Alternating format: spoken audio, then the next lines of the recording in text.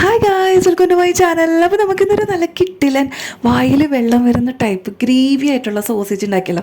അതിന് വേണ്ടിയിട്ട് കുറച്ച് സോസേജ് എടുത്തിട്ട് അതിലേക്ക് മഞ്ഞൾപ്പൊടി, മുളക് പൊടി, മസാലപ്പൊടിയും കുരുമുളക് പൊടിയും ഉപ്പും കൂടി ചേർത്ത് 15 മിനിറ്റ് റെസ്റ്റ് ചെയ്യാൻ വെക്കണം കേട്ടോ.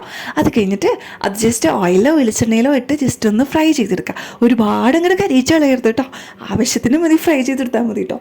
അത് ഫ്രൈ ചെയ്തെടുത്ത് ആ വെളിച്ചെണ്ണയിലേക്ക് തന്നെ നമുക്ക് മസാലയ്ക്കുള്ള ഗ്രേവി, അതായത് ഈ ഒരു കറിക്കുള്ള ഗ്രേവി ആ സെയിം വെളിച്ചെണ്ണയിൽ തന്നെ ഉണ്ടാക്കാം കേട്ടോ.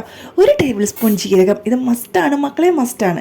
അതിലേക്ക് അതായത് ഗാർലിക്, ഇഞ്ചി വെളുത്തുള്ളി പേസ്റ്റും കൂടി ചേർത്ത് കൊടുക്കുക. ഈ ഒരു ബോക്സ് ഇങ്ങനെ ഓൺലൈനിൽ വാങ്ങിച്ചതാണ് കേട്ടോ. കിട്ടിലനാണ്, നല്ല ഹെൽപ്ഫുള്ളാണ് എനിക്ക് കുക്കിങ്ങിൻ്റെ ടൈമിൽ കേട്ടോ.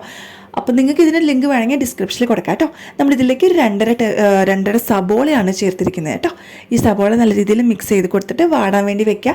അപ്പോൾ നമ്മളിത് പെട്ടെന്ന് വാടി വരുന്നുണ്ടെങ്കിൽ അതിലേക്ക് 1 ടേബിൾ സ്പൂൺ ഉപ്പും കൂടി ചേർത്ത് കൊടുക്കണം അല്ലേ. അത് ചേർത്ത് കൊടുക്കാൻ മറക്കരുത് കേട്ടോ. പിന്നെ അതിലേക്ക് ഒരു പച്ചമുളകും പിന്നെ കുറച്ച് കറിവേപ്പിലും കൂടി ഇട്ട് കഴിയുമ്പോൾ ആ വരുന്ന സ്മെല്ലുണ്ടല്ലോ, ഒരു രക്ഷയില്ലാത്ത സ്മെല്ലാണ്. അത് നല്ല രീതിയിൽ വാടി വന്നിട്ടുണ്ട്. നമുക്കതിലേക്ക് ഒരു ചെറിയ തക്കാളി ഞാൻ ആഡ് ചെയ്ത് കൊടുത്തിട്ടുണ്ട് കേട്ടോ.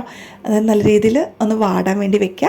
എന്നിട്ട് നമുക്കിതിലേക്ക് 1/2 ടേബിൾ സ്പൂൺ മഞ്ഞൾപ്പൊടി, 1 ടേബിൾ സ്പൂൺ മുളക് പൊടി, നമുക്കതിലേക്ക് ഗരം മസാലപ്പൊടി ചേർക്കണം. അതുപോലെ തന്നെ മല്ലിപ്പൊടി ഇടാണ്ട് ഒരു പരിപാടിയില്ല, മല്ലിപ്പൊടിയും കൂടി ചേർത്ത് കൊടുക്കുക. മല്ലിപ്പൊടി ചേർക്കുമ്പോൾ കുറച്ച് കൂടുതലായിട്ട് ചേർക്കാനായിട്ട് ശ്രദ്ധിക്കണം. അതിന് കൂടെ തന്നെ 1 ടേബിൾ സ്പൂൺ കുരുമുളകും കൂടി ചേർത്ത് കേട്ടോ. നല്ല രീതിയിൽ മിക്സ് ചെയ്ത് കൊടുക്കണം. കണ്ടില്ലേ, നല്ല രീതിയിൽ അത് മിക്സ് ചെയ്ത് ആ സ്മെല്ലിങ്ങനെ വരണം. ആ പച്ചമണം പോയിട്ട് ആ ഒരു ഗ്രേവിയുടെ സ്മെല്ല് വരുമ്പോഴല്ലോ വായിലിങ്ങനെ കപ്പൽ ഓടിക്കാനുള്ള വെള്ളം വരണം. അപ്പോൾ നമ്മുടെ മെയിൻ സാധനം ഇതിലേക്ക് ഇട്ടിട്ടില്ല, അപ്പോഴേ സ്മെല്ല് വന്നു തുടങ്ങി. നമുക്ക് ഈ ഗ്രേവിയിലേക്ക് അത്യാവശ്യത്തിനുള്ള വെള്ളം ചേർത്ത് കൊടുക്കണം കേട്ടോ. ഒരുപാടൊന്നും ചേർത്ത് കൊടുക്കേണ്ട ആവശ്യമില്ല. ഇങ്ങനെ ഒരു ഗ്രേവി കൺസിസ്റ്റൻസി ആവാനും പിന്നെ നമ്മുടെ ആ സോസേജ് നല്ല രീതിയിൽ ഈ മസാല പിടിക്കാനും വേണ്ടിയിട്ടുള്ള ഒരു വെള്ളമാണ് കേട്ടോ ഒഴിച്ചു കൊടുക്കുന്നത്. നല്ല രീതിയിൽ നമ്മൾ ഫ്രൈ ചെയ്ത് വെച്ചിരിക്കുന്ന ആ ഒരു സോസേജും കൂടി ഇതിലേക്ക് ഇട്ട് കൊടുത്തിട്ട് അങ്ങടങ്ങടെ കടുക് പറ നല്ല രീതിയിൽ അതങ്ങനെ മിക്സ് ചെയ്ത് കേട്ടോ. കണ്ടില്ലേ, നല്ല രസമില്ല കാണാൻ തന്നെ. ഞാനിത് ഫ്രൈ ചെയ്ത് വെക്കുമ്പോൾ എന്നെ കുറച്ചെടുത്ത് വായിലാക്കി, അത് വേറെ കാര്യം. പക്ഷേ നിങ്ങൾ ഇങ്ങനെ ഒന്ന് ട്രൈ ചെയ്ത് നോക്കിയാലുണ്ടല്ലോ പിന്നെ എപ്പോഴും നിങ്ങൾ ഇങ്ങനെ തന്നെ വെക്കുള്ളൂ. കാരണം ഫ്രൈ ചെയ്ത് കഴിക്കുന്നതിനേക്കാളും ടേസ്റ്റ് ഉണ്ട് ഇങ്ങനെ കഴിക്കുമ്പോൾ കൂടുതൽ ഗുണങ്ങളുണ്ട് കേട്ടോ. ചോറിന് കൂടെ കഴിക്കാൻ നമുക്ക് 2 നേരത്തിലുള്ള കറിയായി.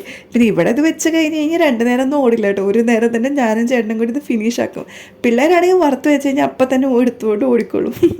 ഇത് ജസ്റ്റ് ഒന്ന് റെസ്റ്റ് ചെയ്യാനായിട്ട് ഒരു സിമ്മിലിട്ടിട്ട് ഒരു 5 മിനിറ്റ്സ് വെക്കണം കേട്ടോ. എല്ലാവരും ഒന്ന് ട്രൈ ചെയ്ത് നോക്കിയിട്ട് പറയണം കേട്ടോ. അപ്പോൾ അത്രേ ഉള്ളൂ. Tata, bye, see U.